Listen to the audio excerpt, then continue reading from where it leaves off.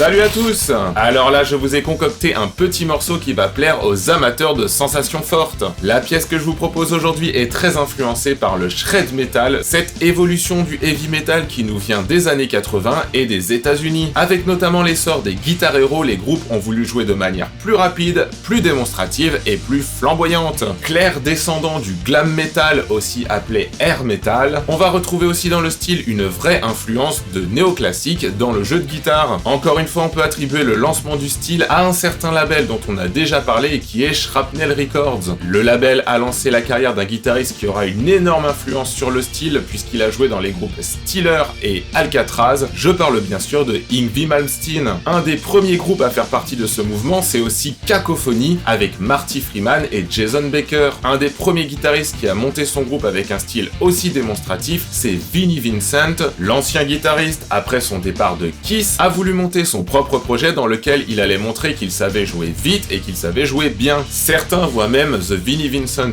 Invasion comme le père fondateur de ce shred metal, quand d'autres préféreront la paternité des Steeler ou de Alcatraz, et donc de Yngwie. Et même un certain Ozzy Osbourne s'est bien évidemment frotté au style lorsqu'il avait Jake Healey dans ses rangs. Héros oublié de la guitare, Jake Healey est quand même la personne qui a composé Bark at the Moon pour Ozzy. Parmi ceux qui ont continué dans le style, on pourra bien sûr citer Racer X avec Paul Gilbert, Udo avec Udo Dirk Schneider, l'ancien chanteur de Accept, et plus récemment un groupe comme Firewind avec son guitar héros Gus G assure la descendance du style et font vivre l'éclat du shred metal. Ici pour les fans, vous allez sûrement reconnaître l'influence d'un autre groupe américain qui a marqué le style, je veux parler de Impellitteri. Le groupe est mené par un certain Chris Impellitteri qui est littéralement un dieu du shred pour certains. En Europe, c'est vrai qu'ils sont malheureusement assez peu connus, mais aux États-Unis, il faut savoir qu'ils ont vendu des millions d'albums. Pour ma part, c'est un guitariste que j'ai connu assez tôt dans mon apprentissage, et c'est un guitariste que je suis toujours étonné de ne pas voir plus souvent dans les listes des meilleurs guitaristes du monde, sachant qu'il a notamment raflé la seconde place de guitariste le plus rapide du monde, derrière un certain Michael Angelo Bassio. Michael Angelo Bassio, ou Mab pour les intimes, est quant à lui un ancien membre du groupe Nitro qui est, eh ben oui, un groupe de shred metal. Je vous invite d'ailleurs à aller jeter un œil et une oreille à ce groupe qui a certes un peu mal vieilli, ne serait-ce que pour le côté vraiment kitsch et la guitare à 4 manches de Michael Angelo. Bon, trêve de préambule, sortez vos perruques peroxydées, vos pantalons moulants, vos guitares à paillettes, on est parti! Notre morceau commence par un riff d'introduction qui va utiliser un des trucs que l'on retrouve vraiment très souvent rythmiquement dans le style, c'est les petits accords de quarte. Ces accords sont comme une sorte de power chord, sauf qu'au lieu de jouer la tonique et la quinte de l'accord, on va jouer la tonique et la quarte de l'accord. Ça nous donne du coup des petits barrés sur 2 notes comme celui-ci. Et ça, on va vraiment le retrouver très souvent dans le style. C'est quelque chose qui nous vient du glam metal ou du hard FM, dans lequel on retrouve vraiment très souvent des riffs qui utilisent ces petits accords. Ces accords d'ailleurs à 2 sons avec la tonique et la quarte, vous les verrez parfois appelés sous le nom de double stop. D'ailleurs là, je ne l'ai vraiment pas utilisé sous forme d'accord à proprement parler, puisque comme souvent dans le style, on va en fait avoir une note en continu et on va venir avoir des mouvements mélodiques qui vont utiliser cet accord. C'est ce que j'ai fait dans ce riff d'introduction. En fait, si vous voulez, on a ce La en palm mute qui est la fondamentale de notre accord, qui est vraiment la base du riff, et par-dessus, on va venir avoir des petits mouvements mélodiques qui vont utiliser ces accords de quarte. On est ici en 150 battements par minute, ce qui est un tempo vraiment assez rapide. On a donc les 2 premières mesures qui vont nous faire ça. Donc on voit qu'on a effectivement ce mouvement-là.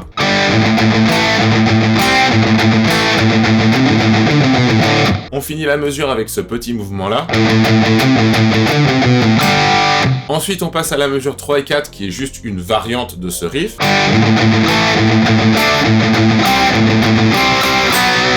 Donc, on finit la 4e mesure avec ce double stop. Là, je fais un petit mouvement de vibrato sur mes 4e cases. Ensuite, je refais un petit peu la même chose que la première et la 2e mesure, c'est juste la fin qui va changer. Comme vous voyez, la fin, c'est une espèce de gamme à briser. On est tout simplement sur la gamme de Mi mineur et on va venir descendre. À partir de notre 5e case, on descend ici. Et là, pour les deux dernières mesures de notre riff, on ne va plus avoir le La comme note bourdon, donc comme palm mute entre les petits mouvements mélodiques, mais on va venir jouer un Sol à la place. Ça va nous obliger à faire des écarts au niveau de la main gauche et de venir jouer les double stops avec notre auriculaire. Ça nous donne quelque chose comme ça. Donc là, la note qui est palm mutée, c'est notre Sol à la troisième case sur la corde de Mi grave. Une fois qu'on a fait ça, du coup, vous voyez que le morceau part. On va venir rejouer ce riff-là une seconde fois, et cette fois, vous allez entendre que la basse joue juste des La en continu. Sauf quand on passe sur le Sol, où là, elle va venir jouer un Sol. Ça va vraiment renforcer cet aspect harmonique-là. Vous allez peut-être mieux entendre la relation entre les double stops et la rythmique. Les seules petites différences sur cette répétition, c'est que au lieu de jouer la descente en gamme brisée ici, on va venir la jouer à l'octave. Donc sur les cases 4, 5 et 7, sur les cordes de Sol et de Ré. La toute fin du riff, il y a aussi une petite différence. Au lieu de faire un double stop comme ça, cette fois, on va juste venir jouer sur la corde de Sol nos cases 7 et 5. Et on va venir jouer une harmonique artificielle à la main droite. Ça c'est pareil, c'est un truc que l'on va vraiment retrouver très souvent dans le style, c'est ces harmoniques artificielles à la main droite. Vous connaissez les harmoniques naturelles que l'on retrouve à la main gauche en effleurant les cordes au-dessus des frettes. Mais ici, on va venir la jouer avec la main droite. Pour la jouer, en fait, je viens fretter ma corde et je vais venir tout de suite bloquer la corde avec la pulpe de mon pouce sur le côté. Je joue ma note et je viens frotter tout de suite. D'ailleurs, vous noterez que suivant l'endroit où vous venez fretter la corde, ce n'est pas la même harmonique qui ressort.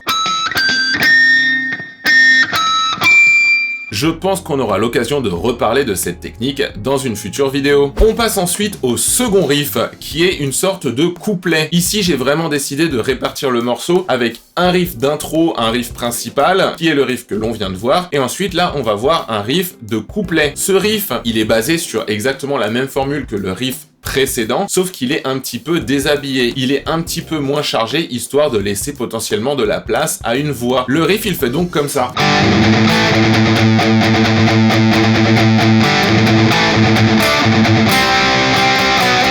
Ça, c'est pour les 4 premières mesures, et ensuite les 4 suivantes, ça nous fait...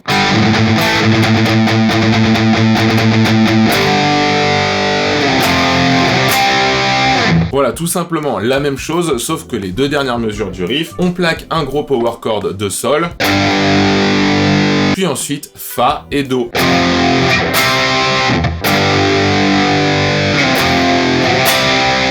Voilà pour le riff du couplet qui ne présente pas énormément de difficultés. Ce riff, on va le jouer 2 fois, et sur la deuxième fois, on va faire un petit lead sur les 2 dernières mesures. Le petit lead, il fait comme ça.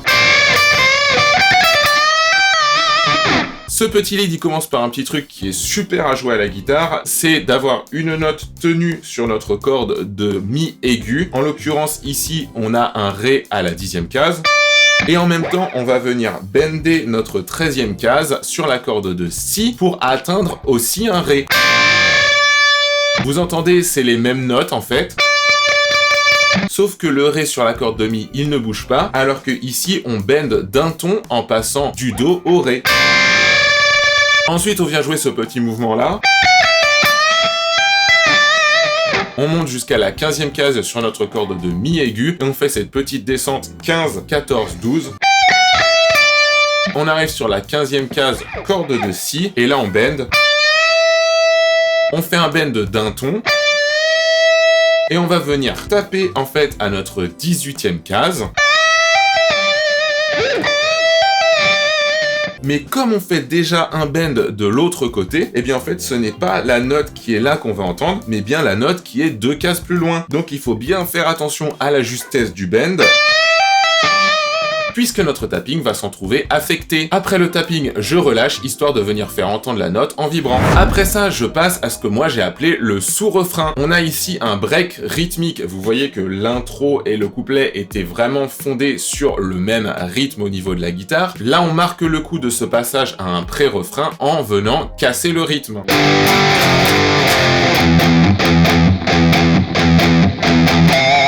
Donc on a ce riff là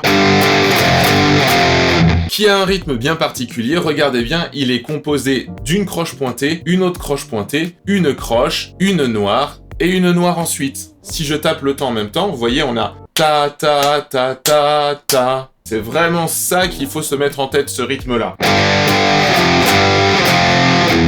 Ensuite, après ces gros accords-là, on a vraiment un break, 2 croches en palm mute séparées de 1 silence en croche, qui va faire qu'on va vraiment avoir ce truc tout silence, tout silence, tout silence, et qui va venir se décaler. On finit encore une fois sur une harmonique artificielle qui est jouée ici à la 3e case. Avant d'avoir pour la 4e mesure cette petite incursion dans le néoclassique avec ce plan-là.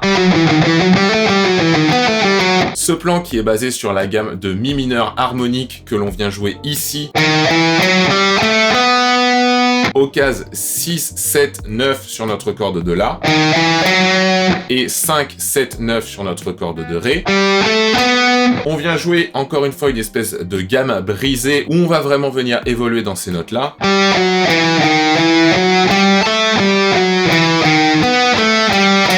Avant de passer à la répétition du riff, mais cette fois avec des variantes. Là où on s'était arrêté sur la descente précédente, je viens jouer le même rythme que tout à l'heure, vous vous souvenez? Mais cette fois sur les notes ici. Ta ta ta ta ta. Pareil, je viens jouer encore une harmonique artificielle à la 5e case sur ma corde de Ré. Je repars sur mon... Sauf qu'ici, je viens le couper avec des accords que je viens un peu arpéger. Ensuite, mon accord de Ré.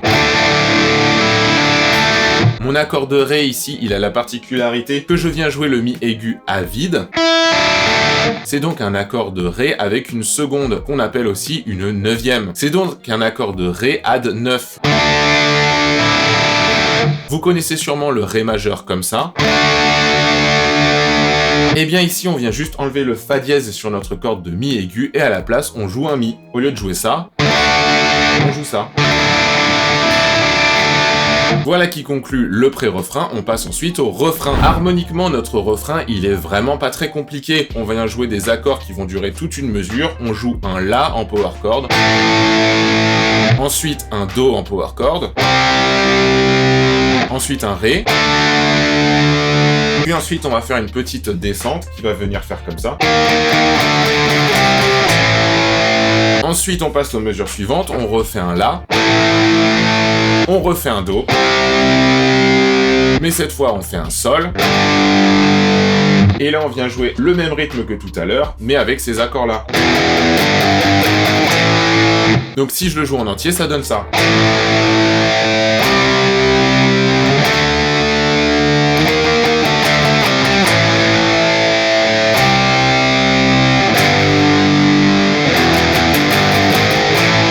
Ensuite, on vient le jouer la seconde fois, mais cette fois, au lieu de jouer l'accord sur toute la mesure, on vient jouer notre accord sur 2 temps, puis on va venir faire le reste des 2 temps avec des palm mute. Donc ça va nous donner quelque chose comme ça.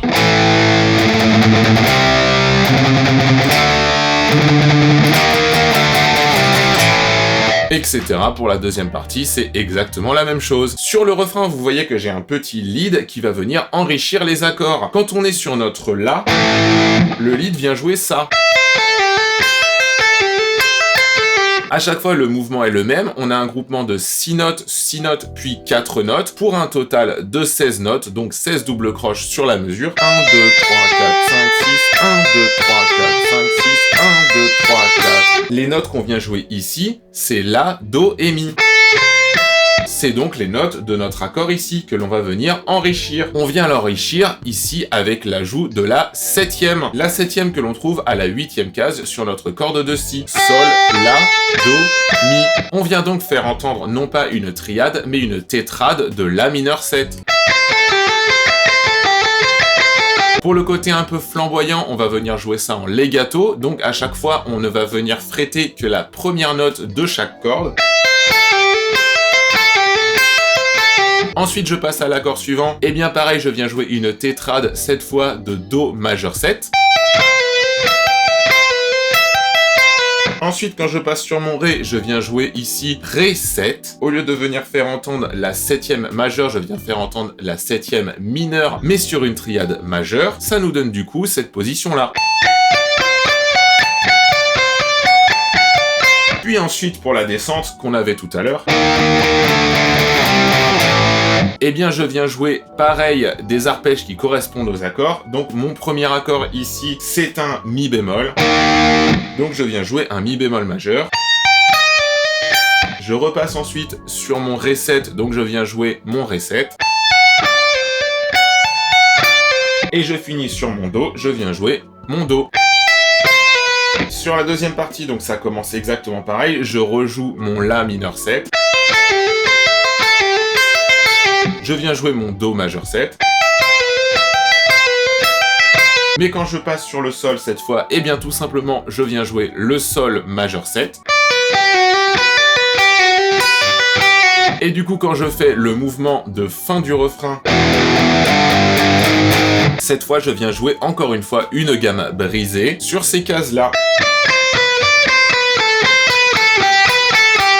Avant de jouer une seconde fois la même chose. Sur cette seconde fois, je suis venu jouer une harmonisation. C'est-à-dire qu'en même temps de jouer ce mouvement mélodique-là, je viens jouer le même mouvement avec mon legato et le même nombre de notes, etc. mais sur une autre position de ma gamme. On va être principalement sur notre corde de Sol et de Si. La première mesure, elle fait comme ça. Qui va venir jouer en même temps que celle-là. Écoutez bien sur le morceau, c'est ce qui donne cet effet-là. Ce qui veut dire que par exemple, en même temps que le Mi sur notre partie aiguë, ici, eh bien, on a un Sol sur l'harmonisation plus grave. Le Sol, c'est sa tierce, donc on a une espèce d'harmonisation à la tierce, mais jouée à l'octave d'en dessous. On passe sur le deuxième accord et on vient jouer ces notes-là. Sur le Ré, on vient jouer ça.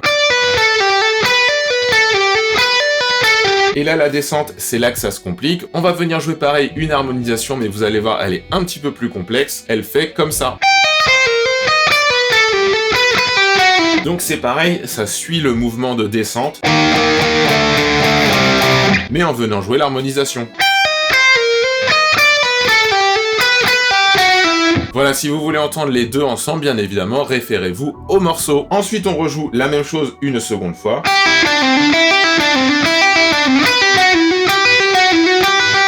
Sauf que quand on passe sur le Sol, ici, on va venir jouer cette harmonisation-là. Et notre gamme brisée, pareil, on vient l'harmoniser. Et c'est comme tout à l'heure, on vient jouer la tierce des notes qu'on jouait là. Mais à l'octave d'en dessous. Et ça nous donne du coup cette descente-là. Et voilà, après ça, on repasse sur notre riff d'introduction, celui qui faisait comme ça. Sauf que ici, c'est la fin qui va changer, puisque après notre descente de gamme brisée qu'on avait ici, ce qu'on va faire, c'est qu'on va monter à l'octave pour jouer la même descente de gamme brisée. Monter encore une fois à l'octave, cette fois sur les cordes de Mi et Si à la 10e case. Avant de monter dans le haut du manche pour jouer une petite descente sur Mi mineur harmonique à la 19e, 17e et 15e case. Et on va venir faire la descente à chaque fois avec 4 notes. 1, 2, 3, 4, 1, 2, 3, 4. On passe sur une autre position de Mi mineur harmonique. On passe encore une fois sur une autre position.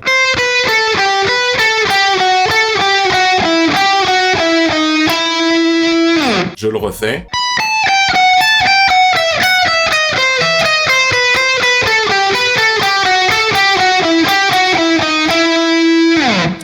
Et voilà, on est arrivé à la fin de cette vidéo. J'espère que cette exploration d'un nouveau style de métal à la guitare vous aura plu, que je vous aurai permis de découvrir quelques petites choses si vous voulez reproduire ça dans votre jeu. Si vous aimez le côté flamboyant, le côté extravagant, le côté virtuose de la guitare, je vous invite vraiment à vous pencher sur ce style de musique. C'est un style qui a été fondateur et qui a connu vraiment un grand succès dans les années 80. Du coup, non seulement historiquement, je trouve que c'est intéressant d'aller écouter ce qui se faisait à l'époque, mais je trouve ça aussi très intéressant pour voir aussi l'évolution du jeu de guitare. Les techniques utilisées à la guitare dans ce style vont être repris plus tard par les autres styles qui vont arriver après, donc ça ne mange pas de pain d'aller étudier un petit peu tout ça. Si vous êtes intéressé, je vais vous laisser dans la description ou en commentaire le Guitar Pro du morceau, si vous voulez aller ralentir un petit peu le tempo, si vous voulez vraiment analyser la relation entre les petits leads qu'on entend et la rythmique. Je vais vous mettre aussi en MP3 le backing track du morceau, c'est-à-dire juste avec la basse et la batterie, si vous avez envie de vous entraîner dessus. Si la vidéo vous a plu, je vous invite comme d'habitude à me mettre un pouce en l'air, à me laisser un commentaire et à vous abonner à la chaîne si vous ne l'êtes pas encore. Moi je vous donne rendez-vous la semaine prochaine pour une nouvelle vidéo. On va se refaire une deuxième fois le morceau avant de partir. Je vous souhaite bon courage. Ciao, ciao!